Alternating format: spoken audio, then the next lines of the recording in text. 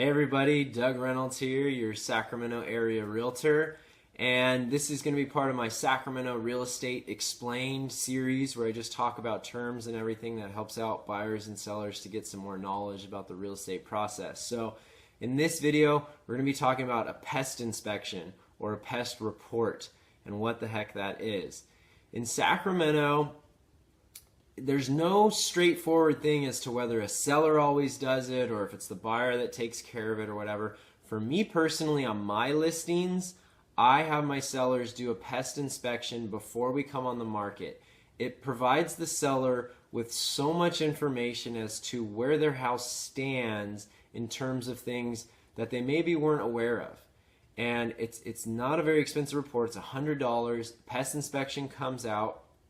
Pest company comes out and they do a pest inspection, and that inspector, they walk around the house and they're looking for signs of dry rot, so where wood may be rotted around the property. A lot of times if rain gutters get clogged and the water overflows, that wicks up and the water gets decayed, the wood gets decayed by the water, and it's around the roof sheathings, the eaves, rafter tails, all those types of things. It's possible.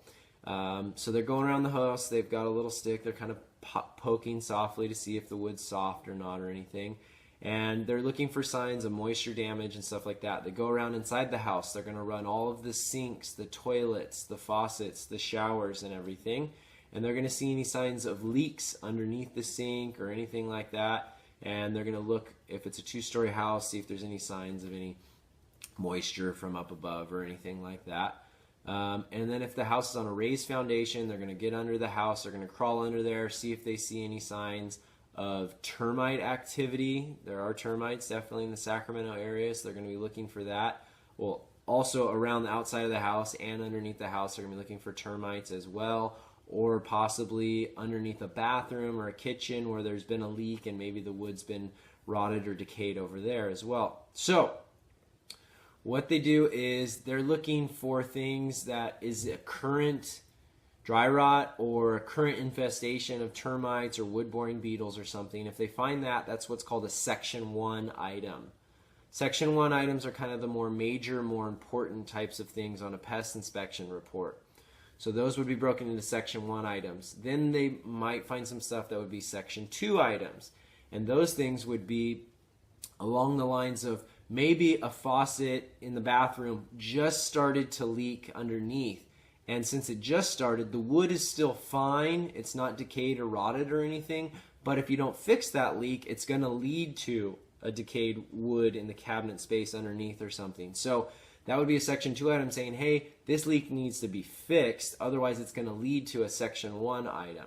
So those are more of the minor types of things. They're not quite as important and crucial.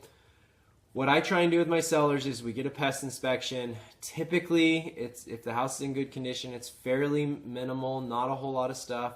Every home has something. There's going to be something. So sometimes it's, $500 to maybe $2,000 in estimated work to have those things done.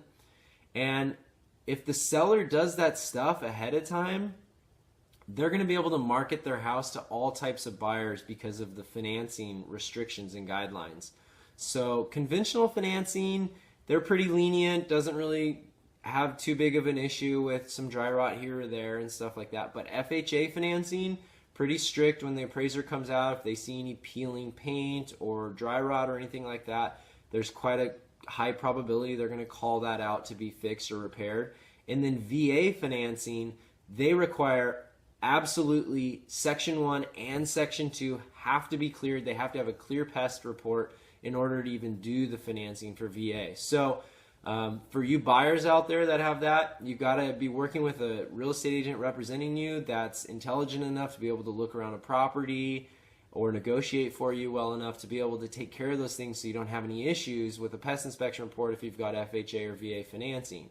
With that being said, there's no requirement. A seller's not required to take care of these types of things. It's all negotiable. Traditionally in our market, typically the seller takes care of the Section 1 items, but it depends on the type of sale that it is. If it's kind of a distressed property and it's just an as-is sale, maybe the parents passed away and it's their adult children are selling the home and it's just hasn't been taken care of for a long time or something, then more than likely they're not going to be taking care of that stuff. But if it's a nice home, they've been living in it, taking really good care of it, you're paying top dollar for it, then it's pretty realistic to be thinking that they'd be covering those Section 1 items for you. So I'll stop rambling. Call or email me if you got any more questions about it. But that's kind of information about how a pest inspection works, pest report, all that type of stuff. Buyer or seller out there, give me a call, text, email. Check out all my information at realestatewithdoug.com. Got all my links to social media on there.